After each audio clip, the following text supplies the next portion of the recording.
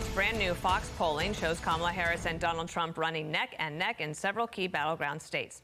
The race is looking up for grabs in Michigan, Minnesota, Pennsylvania, and Wisconsin. Joining us now is Outnumbered co-host Kayleigh McEnany. So these are just the initial first polls that we have since the switch happened in the last 10 days. Let's put them up on the board for you to react to, just so that everybody sees that Michigan now at a tie, and you see how close that was in 2020. Let's look at Minnesota as well. Harris kind of running away with this one, I think. She's 6 points ahead.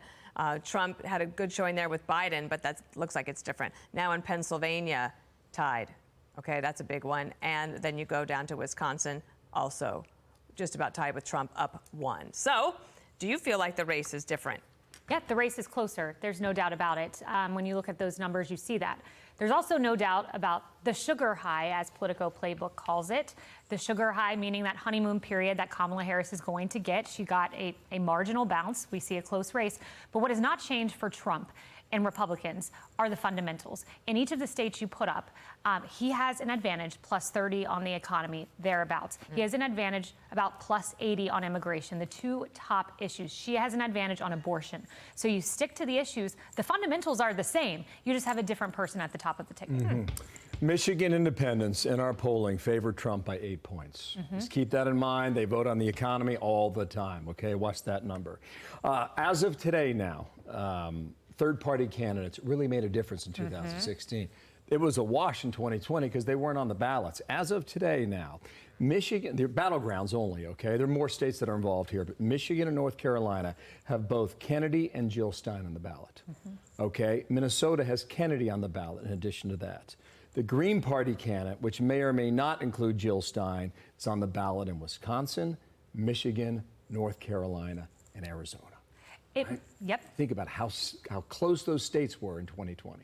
Makes a huge difference. When you look at Michigan, when third-party candidates are included, it goes from a tie to +2 Trump.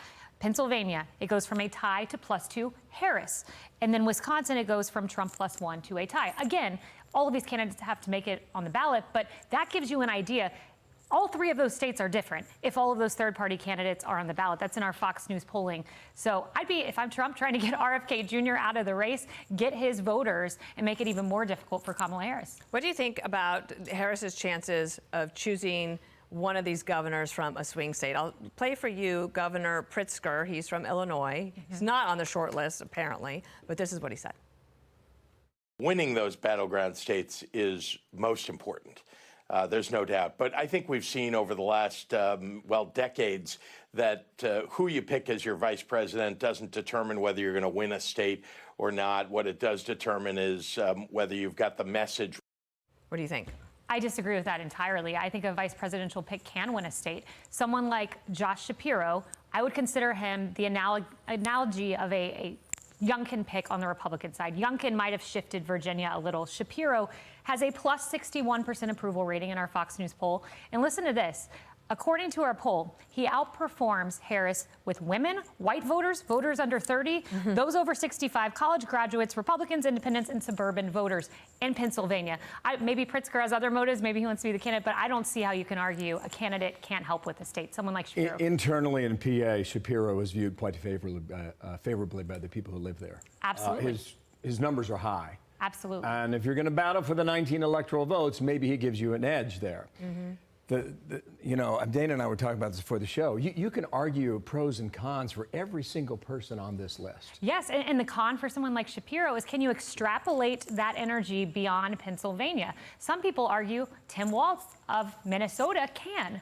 You know, he represented a rural district for 12 years. I believe it was Minnesota's first district. He has that kind of appeal. He might have broader appeal within the party.